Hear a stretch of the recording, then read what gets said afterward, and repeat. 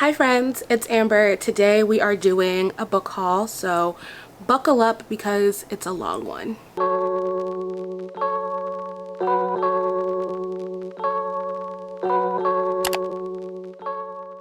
So I have legitimately been trying to film this book haul for a month. I had a lot of books accumulating that I knew I wanted to talk about and I wanted to do a video for, but it just it's a lot. Like there's just, there's so many good books and I want to talk about them all. Realistically, I can't, but I think I've figured out a way to organize book hauls a little bit better just so that it's easier for you to remember what I talk about in each haul, to find the books that you're interested in, and hopefully get introduced to a read that you're really gonna love. This is how we're gonna do book hauls moving forward. I'm gonna try to do one a season, so like a spring, a summer, a fall, a winter. You get it, you know what seasons are. Each haul will be broken down by genre, so fantasy, literary fiction, romance. Again, you know what genres are. I'm going to put timestamps in the video so that you can jump around to different genres if that is your vibe. If you want to watch the whole video, obviously watch the whole video still, but that way if you're coming back to a video like what was that fantasy book she talked about, what was that romance book she talked about, you'll easily be able to do that. I hope that makes things easier. As always, the books that I mentioned in the video will be linked in the description box, and they will also be grouped by genre in those links. Editing Amber, uploading Amber, I'm so sorry for what I'm about to put you through, but it's for the good of the people. All right, now that I have rambled and ranted for 2 minutes, let's get into the haul. I'm starting us off with short stories and graphic novels and nonfiction, which I am grouping into one genre just because of the amount of books that I have to talk about. So let's start. The first book I have is Love in Color, which is such a beautiful cover, by Bolu Babalola. It is an anthology of West African mythology and also retellings of some Greek and Middle Eastern mythology, all about obviously love stories. I'm really excited to read this. My good friend just finished it and she told me like we need to read and discuss. So I just finished a book, so I'll probably pick this one up and try to get it finished before the end of the month. It's not super long. I think there are about like 10 or 15 stories in it, but I've been loving anthologies lately. If you're caught up on vlogs, you know I love The Secret Lives of Church Ladies, and this one is high on my list to read soon. The next short story collection is called Are You Enjoying by Mira Sethi. It is a collection of short stories that focus on various elements of Pakistani life. I've never read this author before, but I love starting with an anthology from an author because you get so many small snippets of different ways that they approach writing and approach storytelling. And I have not read nearly enough Middle Eastern authors and works that just depict what general non-traumatic life is like in these countries. So I'm excited to look at this. They cover all types of different things when you think of like something that would examine the lives of everyday people, from humor to sex and relationships. So another one that is high on my list. Okay, this next one is a graphic novel, and I actually already read this one recently. I gave it 4 stars. I read it on Juneteenth because it seemed like a very fitting Juneteenth read, and that is Wake by Rebecca Hall. Like I said, it's a graphic novel, but it's also really a graphic memoir, and we're covering Rebecca Hall, who is a historian, and her journey through living as a descendant of slaves, living in the wake of slavery, as she describes it, and her journey to try to learn more about the women who were the leaders of different slave rebellions and revolts throughout the 400 years of chattel slavery in the United States. Her journey takes her from New York City all the way across the pond to London as she tries to piece together as much information as she can about the women who would have been the leaders of these slave revolts. I thought this graphic novel was really excellent. I gave it 4 stars. It was interesting. I learned something.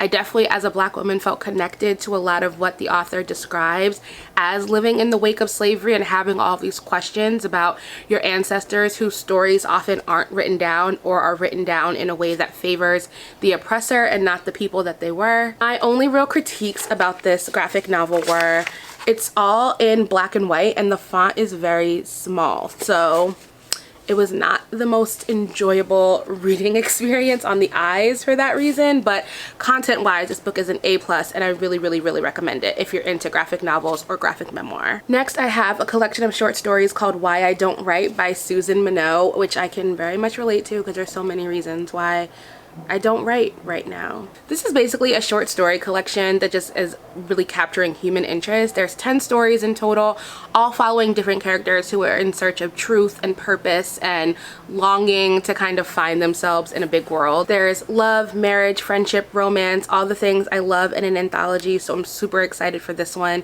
So thank you so much to the publisher, Vintage Books, for sending me a copy. I haven't done this in a while and I feel really rusty.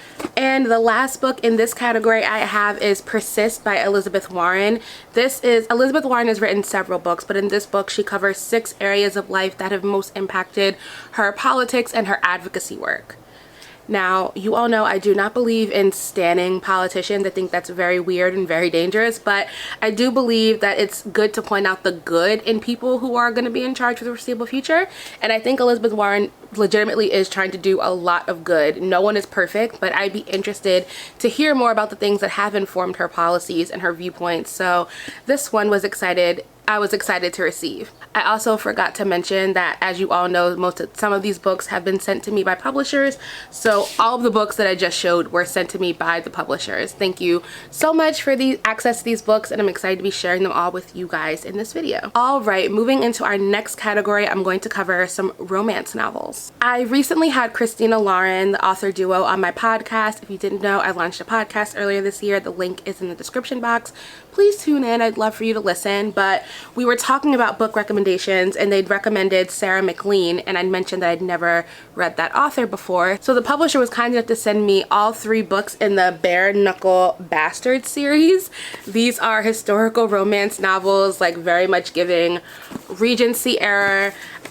These are the kind of books that I would normally read on my Kindle because I don't love a mass market paperback size. I just think it's sometimes kind of awkward. But I have been loving historical romance, like Regency era, just like really quick romances, probably because, you know, I can't get enough of Bridgerton. I'm still working my way through all of those books as well.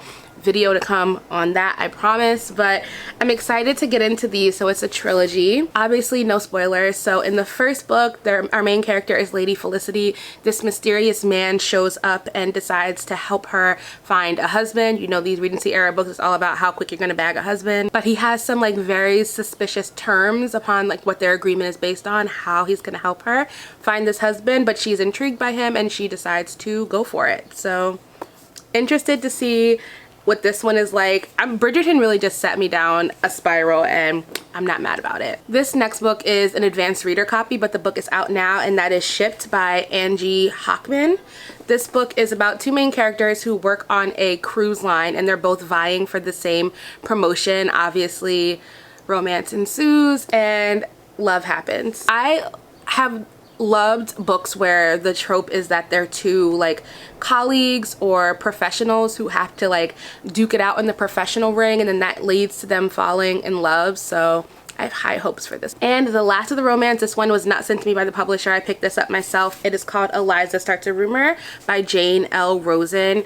I picked this up because you all know I'm working on my own writing, and the genre that I'm writing is in the women's fiction / romance genre. So I try to pick up a lot of other books in the genre just to kind of keep refreshed on what people are writing, what's working, what's not, what's getting published. I picked this book up because it seemed like it wasn't just your average contemporary or average romance. It also had a female friendship element, and for that reason I was like very interested in picking it up, because I do think that while romance is great, friendships are also so interesting. In this book, we follow our main character Eliza, who's dealing with being kind of an empty nester now that her kids are off to college, and to deal with that she ends up on a random like message board and writes this very salacious post that ends up getting blown up and has really big impacts on the larger neighbor and friend group that she's in. 4 women then have to come together to kind of help deal with the residual impacts of this rumor that Eliza has started, and I'm sure simultaneously coming up with ways to get through the other challenges that each of the women is having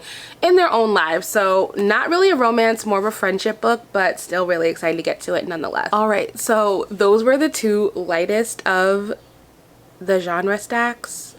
Now it's time to get into the meat of this haul. Okay, the next category is pretty much literary fiction, contemporary fiction. There's not really a tidy way to genre all of these, but we're doing our best. Okay, the first book I want to share in this genre is called Payback by Mary Gordon. This book follows a woman who is well known to be this like very famous reality TV star, but a lot of people don't know about a really traumatic event that happened in her past. The only person who knows about that event is an art teacher that worked at a private school that she attended.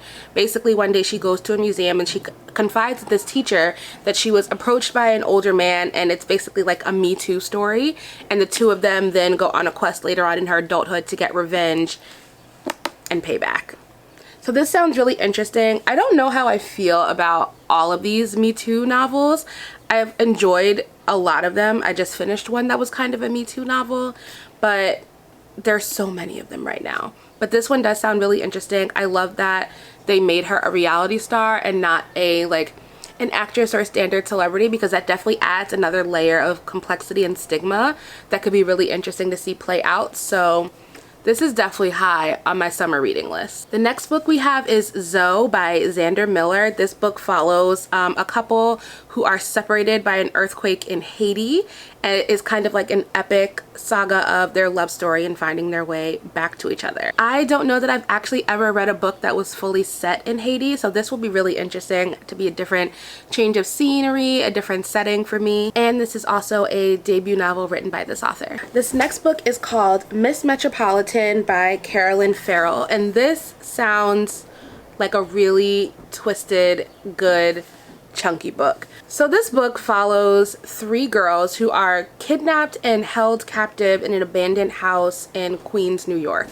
Only two of the girls are found when they finally are rescued, and everyone is flocking to this house to see like what has gone down, who is trapped inside this house. And one of the people that is in that crowd of people trying to figure out what's going on is a journalist and advice columnist named Miss Metropolitan, and she's wondering how she missed such a big story happening in her own backyard, in her own neighborhood. She then goes on a quest to figure out what was the fate of the third girl because she wasn't found, and what is the larger story. So we read about this terrible, terrible situation through the lens of Miss Metropolitan, the journalist. There's so much noise, but I refuse to close the window because it's like the first non-stifling day of summer in weeks. All right, up next we have The Sweetness of Water by Nathan Harris. This book is set shortly after the Emancipation Proclamation, say that 10 times fast, is released. We follow two brothers who go to stay with a white family after emancipation to work on their farm to earn money to try to save up to move north to find their mom, who was also enslaved and was sold. They want to be able to reunite with her. So we learn their story while simultaneously seeing a story that parallels theirs of two Confederate soldiers who are in a forbidden romance together, two men in a relationship. So obviously not the thing in the 1800s. The two soldiers who are in love with each other, their relationship is uncovered by the community, which obviously results in a lot of chaos, and they actually turn to the woman whose farm the two brothers are working on to help show up and kind of bring some resolve to the situation. I have no idea how it's going to play out. I know there's a murder involved, so this should be a good one. The next book is one that I've started and read a few pages of already, and that is The Other Black Girl by Zakiya Dahlia Harris. This book has been getting a lot of very polarizing reviews since it's come out. People either love it or they don't know how to think about it. I've heard a lot of interesting things about the ending without being spoiled, obviously. So I am super interested to see where I fall in liking this book. So basically we follow our main character who works in publishing. She works at a small publishing company in New York. If you are anywhere adjacent to the publishing community, you know that the publishing world is very, very white. It's not diverse. So she's the only black woman that worked at this small publishing house until one day they hire another black girl. This is kind of like a psychological, twisty, thrillery type book, and I've read maybe the first 3 chapters, and I'm definitely into what is happening in this plot.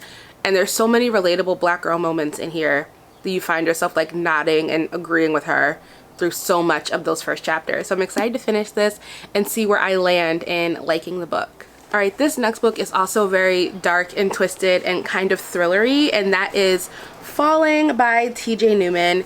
Basically, the novel, I haven't looked up a longer synopsis because these are the kind of books that are very easily spoiled by the synopsis.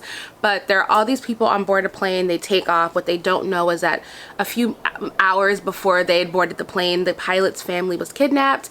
And the only way that he can save and protect his family is to follow these kidnappers' orders and crash the plane with him and everyone in it, which is obviously bad news bears. It's up to this pilot to choose between the lives of his family, who he loves, and the lives of him and everyone else on board this flight, a decision that I would not want to have to make. Up next we have Lenora in the Morning Light by Michaela Carter. This book is set right after World War II. World War II, the war has ended, and obviously there are a lot of Nazi soldiers who are fleeing from the repercussions of what is uncovered about the Nazis during the war and the horrific acts that they've done. Fast forward to before the war began, a girl meets a boy, a girl falls in love with a boy, and unfortunately that love is cut short when that boy has to go off to war. Fast forward to 3 years before this, in 1937, our main character meets a man named Max. They follow each other all across Europe. They're both artists. They're uncovering beautiful art together. She starts playing and experimenting with art herself, but then of course war is looming, and she starts to learn things about Max that are kind of disturbing, including the people that he's hanging out with. And then after they are on this epic journey together, we follow Lenora as she is surviving and getting through the time that was living in an occupied country during World War II. This next one is another cover that I'm obsessed with, and that is Early Morning Riser by Catherine Haney. I just love this cover so much. This book is not about morning routines or waking up early. We follow a main character whose name is Jane, and she falls in love with Duncan. Really easy because he's so charming, he's so charismatic. We love Duncan. Everyone apparently loves Duncan, and she is like haunted by all of the women that Duncan has slept with. Like, they're everywhere. His exes, his ex hookups, his ex-wife, everyone is everywhere, and she knows that she's never really gonna have Duncan to herself because all his past flames are all around them. Somehow, in accepting that Duncan's life is always going to be filled with these previous flames and different relationships with these people who he was involved with before her, she kind of finds her own path to happiness separate of just being the girlfriend of this very well-loved man. Alright, that is it for the literary fiction portion of this program. Now we are going to move into sci-fi, fantasy, and dystopian again. We're doing the genres as we go. We're figuring it out. Full disclosure, I'm so bad at summarizing fantasy book synopses. They're just so complex because there's like 85 layers to all of them, but I'm doing my best. I'm gonna do my best. Okay, the first book we have is 6 Crimson Cranes by Elizabeth Lim. This book is a retelling of the Wild Swan story by Hans Christian Andersen. In that story, a princess has her brothers turned into swans. In this one, we follow our main character who has a type of forbidden magic. One day when she's about to be betrothed to someone, that magic reveals itself and her stepmother turns her brothers into cranes. And then we follow the journey of her coming into her magic and also saving her now non-human brothers. I think the cover of this book is beautiful. The plot sounds right up my alley. This is a young adult book, but I have been craving so much more young adult fantasy, and most of the fantasy, if not all of the fantasy in this stack, is YA. Next, we have a book that just released recently that I'm so excited to have my hands on and to have received an ARC of, because the author is someone who I first discovered here on YouTube through AuthorTube, so I feel like I've gotten the chance to watch the process of this book really come to life, and that is Blood Like Magic by Lucelle Sambury. If you aren't already subscribed to Lucelle's channel and you're interested in books or writing or the process of becoming a published author, definitely go subscribe. I will link her channel in the description box. But this is her debut fantasy novel. It follows a family of witches. It's set in the future in Toronto, and we follow our main character who is at her coming of age. She's just tapping into her magic, like stepping into her witchdom. And in this book, when witches have that coming of age moment, they're giving an assignment by their ancestors that will determine whether or not they are granted magic or not. She fails her assignment, but then she's given a second chance to step up to the plate. Unfortunately, she finds out that the second chance task she's been given is to kill the man she loves. And if she doesn't complete this task, then all of the other witches in her family will lose their magic. She joins a genetic matchmaking program, and her goal is just to find this person she's supposed to be in love with, fall in love quickly, kill him, and move on with it in her magic and to save her family's magic as well. But we all know love is never that easy. So I'm so excited. I actually started this one not too long ago, and just a few couple chapters that I read were so good. I'm like 40 pages in.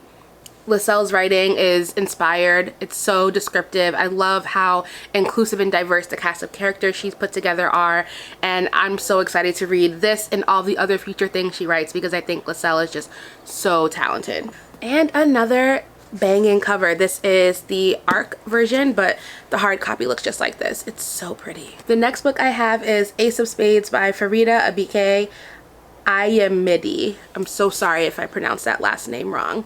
But this book follows two students, Devin and Chimaka, at a private school. They've just been selected to be a part of like the prefect's elite student society in their school, so everything is going great for them. And then one day someone starts sending these really revealing text messages, just telling all of their secrets about them and like all this really embarrassing stuff. So it's definitely giving like Gossip Girl vibes, and now they have to figure out who this person is that is sending these mass text messages and trying to destroy them. So literally Gossip Girl with a little bit of like YA magic. This book is more of a thriller than a fantasy, obviously, but I thought I would just, you know, like I said, we're grouping them as best as we can. Next we have Witches Steeped in Gold by Sienna Smart. This book gives me like 3 Dark Crowns but black, which I'm very into.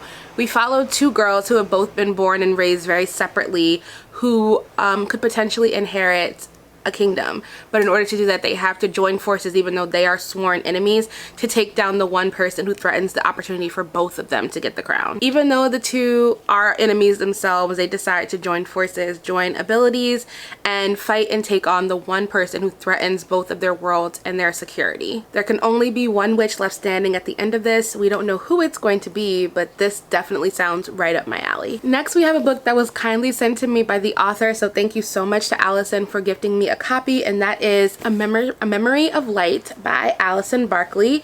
This book follows our main character Ari, who lives by herself in the forest with just her bobcat. She's really just trying to maintain. There's a civil war going out and she's not trying to get caught up, but one day she's given a job offer that she literally cannot turn down and ends up getting paired with Eli, who is a magician who is completely not who she ever expected to be in partnership with, but here she is. Ari is a thief, and now paired with Eli and his magic, she has to face one of the biggest challenges in her entire career as a thief, and the journey is nothing like she expects it to be. This is the first book in a fantasy series that Allison is working on, so I'm excited to read it and see what else comes of this series. I love a book where the main character is kind of unassuming and then has to step into their overall greatness, and that's exactly what this sounds like to me. And Allison was nice enough to include these stickers, which are the bobcat, and then there's like a silhouette of the main character from the book, so that's super cute too. Two more books to go. Next we have The Prison Healer by Lynette Noni. This book also sounds super interesting. So our main character has been held captive working in a prison as a prison healer. Her job is to obviously heal people, work as a medic. One day the rebel queen who's going against the current leadership in their country is brought in, and now it's the main character's job to keep her alive so that she could be put on trial. No one is known to survive the trial that they're going to put the rebel queen through. You basically go through these elemental trials that are set to kill you. One day our main character gets a coded message from her family saying that she has to keep this rebel queen alive because they're coming and they're going to take back their power and free their people. Because she knows the queen would never survive the trials, she volunteers as tribute and decides to go in her place, even knowing that these trials are literally set to kill you. This sounds like it has a lot of really interesting magic elements and political elements, and it's definitely something that I would be interested in reading. So thank you so much to HMH for sending me a copy. And the last book I have to show you all today is Beast of Prey by Ayana Gray. This book comes out in September of this year. So this book is set in a city where there is no longer magic. It's not supposed to exist, and if it does exist, that's going to be a problem for you. Our main character, Kofi, of course, has some kind of magical powers, which if discovered could cost her life, but she is working at a night zoo where she is helping to tend to these creatures and animals that are seen as beasts or monsters or deadly, and it's her job to kind of keep them in check. Our second main character, Econ, is set like on the trail to become a soldier like his father was. And one night, on the night of his final rite of passage, he comes in contact with this monster, and Kofi ends up saving his life because her power gives her control over this monster. Now that Kofi's magic has been found out, and because Econ has been attacked by this monster, he feels like he has to get revenge, and she feels like tracking down the monster could also put her life back on the right course. So the two join forces and hope to find and take down that beast together. This book is super thick, but I, like I said, love a good, intriguing YA fantasy, and also this cover is just amazing. I hope that you all have enjoyed this very, very, very long book haul. I don't even want to talk about how long I've been talking and filming for. Like I said, links to all of these books, including any publication dates or other things mentioned, will all be listed in the description box, as well as the breakdowns by these very loose, made up, kind of messy genres that I put together. If you haven't already, be sure to subscribe to this channel for new videos. I post every single week. Make sure you give this video a thumbs up, share it with a friend. We love sharing videos in this community. Leave me a comment. Let me know if there's any books that you've already read or any that you are adding to your TBR after seeing them here. And pray for me, because as you can see, my TBR is never ending and there are so many books. All right, everyone, I'll see you in the next video. Bye.